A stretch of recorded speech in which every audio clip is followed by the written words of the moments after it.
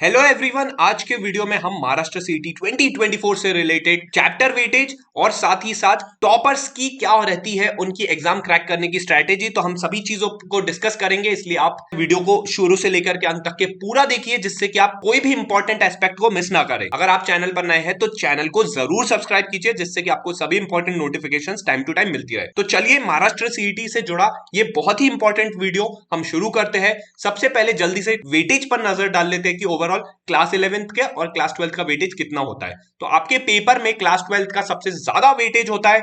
80% आपका जो सिलेबस है ये क्लास 12th से आता है। वहीं पर ही क्लास 11th का वेटेज सिर्फ 20% होता है। तो अगर कोई भी स्टूडेंट अगर क्लास 12th का वेटेज को अच्छे से कवर कर ले तो उसकी कई गुना ज्यादा प्रोबेबिलिटी बढ़ जाती है एग्जाम को क्रैक करने की।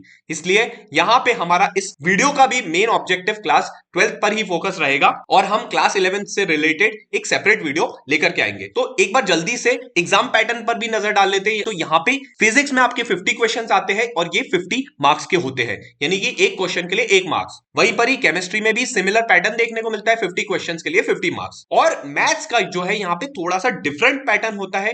यहाँ पे 50 क्वेश्चंस तो रहते हैं, लेकिन उसके अलावा आपको यहाँ पर 100 मार्क्स देखने को मिलते हैं, यानी कि हर क्वेश्चन आपका 2 मार्क्स का होता है। तो यहाँ पे आप देखेंगे कि आपके 2 सेपरेट पेपर होते हैं, जिसमें एक फिजिक्स और केमिस्ट्री होता है। तो ये मिलाकर के आपका 100 मार्क्स का होता है और इसके लिए आपको 90 मिनट्स मिलते हैं। तो ये चीज आप ध्यान रखिएगा। वहीं पर ही पेपर 2 होता है मैथ्स के लिए, उसके लिए भी आपको 90 मिनट्स मिलते हैं और ये आपका 100 मार्क्स का होता है। और यहाँ पे आपके 50 क्वेश्चंस होते हैं, जैसा कि इस एग्जाम पैटर्न में गिवन है। और एक और सबसे जरूरी बात है कि इस एग्जाम में आपकी कोई भी नेगेटिव मार्किंग नहीं होती है, यानी कि आप इसमें जो है ज्यादा से ज्यादा अटेम्प्ट करके बिना किसी नेगेटिव मार्किंग के फियर के अच्छा स्कोर कर सकते हैं। तो बस यहां पे आपको पूरा फोकस, पूरा ध्यान लगाना है अपने क्लास 12th के सिलेबस पे। फिर आपका जैसे जैसे आपका 80% जो वेटेज अगर वो कवर कर लेते तो फिर आप जो है 11th पर आएंगे। एक बार जल्दी से हम फिजिक्स, केमिस्ट्री और मैथ्स का एक एक करके हम चैप्टर वेटेज जान लेते हैं और कौन से टॉपिक में कितने ज्यादा मार्क्स का जो है हम क्वेश्चंस एक्सपेक्ट कर सकते हैं। तो यहाँ पे हम चैप्टर वेटेज देख लेते हैं। रोटेशनल डायनेमिक्स से हम 2 से 3 मार्क्स के क्वेश्चंस एक्सपेक्ट कर सकते हैं। मैकेनिकल प्रॉपर्टीज ऑफ फ्लूइड से हम 2 से 3 मार्क्स के क्वेश्चंस एक्सपेक्ट कर सकते हैं। तो बेसिकली ये जो भी प्रीवियस ईयर्स के पेपर्स हुए हैं अभी तक के, तो उनके बेसिस पर ये एनालिसिस निकाला गया है कि हर साल कितने से कितना हम जो है चैप्टर वाइज क्वेश्चंस को एक्सपेक्ट कर सकते हैं। केटीजी की बात करें तो यहां से 2 से 3 मार्क्स के क्वेश्चंस आ सकते हैं। थर्मोडायनेमिक्स से भी हम 2 से 3 मार्क्स के क्वेश्चंस एक्सपेक्ट कर सकते हैं। ऑसिलेशन से हम 1 to 2 मार्क्स के क्वेश्चंस एक्सपेक्ट कर सकते हैं। सुपरपोजिशन ऑफ वेव से हम 2 से 3 मार्क्स के क्वेश्चंस एक्सपेक्ट करते हैं। वहीं पर ही वेव ऑप्टिक्स से हम 2 से 3 मार्क्स के क्वेश्चंस एक्सपेक्ट कर सकते हैं और इलेक्ट्रोस्टैट से भी सिमिलर हम जो है मार्क्स के क्वेश्चंस एक्सपेक्ट कर सकते हैं। और अगर हम करंट इलेक्ट्रिसिटी की बात करें तो ये 1 to 2 मार्क्स वेटेज कैरी करता है। Magnetic fields due to electric current में 2 to 3 मार्क्स का वेटेज कैरी करता है। मैग्नेटिक मटेरियल से हम 1 से 2 मार्क्स के क्वेश्चन एक्सपेक्ट कर सकते हैं। सिमिलरली इलेक्ट्रोमैग्नेटिक इंडक्शन से भी हम उतने ही मार्क्स के क्वेश्चन एक्सपेक्ट कर सकते हैं। और एसी सर्किट्स और साथ में dual nature of radiation and matter से भी उतने ही मार्क्स के हम क्वेश्चन एक्सपेक्ट कर सकते हैं। वहीं पर ही structure of atoms and nuclei से 2 से 3 मार्क्स के क्वेश्चंस हम एक्सपेक्ट कर सकते हैं। तो इसका वेटेज जो है थोड़ा सा ज्यादा बढ़ जाता है। तो जो भी चैप्टर्स आप देख रहे हैं 2 से 3 मार्क्स वाले हैं, तो उनको जो है आप एक सेपरेट लिस्ट क्रिएट कर सकते हैं, जिससे कि आप सबसे पहले उन्हीं से जो है पढ़ाई स्टार्ट कर सके। वहीं पर ही हम सेमीकंडक्टर डिवाइस से भी 1 से 2 मार्क्स के क्वेश्चंस एक्सपेक्ट करते हैं।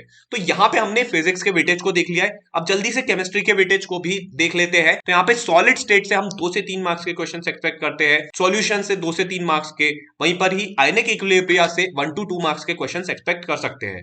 अगर हम केमिकल थर्मोडायनेमिक्स की बात करें तो यहां से हमें 2 से 3 मार्क्स के क्वेश्चंस देखने को मिलते हैं। सिमिलरली इलेक्ट्रोकेमिस्ट्री से भी उतने ही मार्क्स के क्वेश्चंस हम एक्सपेक्ट कर सकते हैं।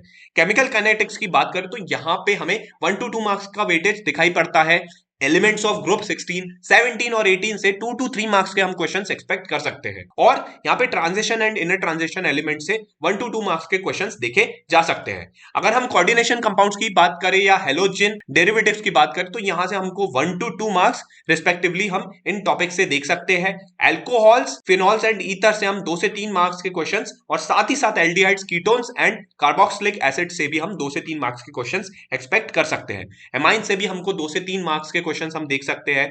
वहीं पर ही बायोमोलिक्यूल्स का 2 मार्क्स का वेटेज रहता ही रहता है। इंट्रोडक्शन टू पॉलीमर केमिस्ट्री से भी हम 1 से 2 मार्क्स के क्वेश्चन देख सकते हैं और ग्रीन केमिस्ट्री और नैनो केमिस्ट्री से भी 1 से 2 मार्क्स के क्वेश्चन हमें देखने को मिल जाते हैं। अब हमने फिजिक्स और केमिस्ट्री का वेटेज देख लिया, तो जल्दी से मैथ्स के भी वेटेज को एक बार चेक कर लेते हैं। तो यहां पे मैथमेटिकल लॉजिक से हमें 4 मार्क्स के क्वेश्चंस दिखाई पड़ सकते हैं। मैट्रिसेस से हमें 4 से 6 मार्क्स के क्वेश्चंस देखने को मिलते हैं। सबसे ज्यादा वेटेज लगभग हमें यहाँ पे ट्रिग्नोमेट्रिक फंक्शन से भी दिखाई पड़ता है। 6 से 8 मार्क्स के क्वेश्चंस यहाँ पे देखे जा सकते हैं। पेयर ऑफ स्ट्रेट लाइन से हमें 4 मार्क्स के क्वेश्चंस दिखाई पड़ सकते हैं और यहाँ पे वेक्टर से हमें 8 से 10 मार्क्स के क्वेश्चंस देखने को मिल जाते हैं। लाइन एंड प्लेन से भी 8 से 10 मार्क्स के क्वेश्चंस देखने को मिल जाते हैं। तो ये चैप्टर्स बहुत बहुत ज्यादा इंपॉर्टेंट हो जाते हैं।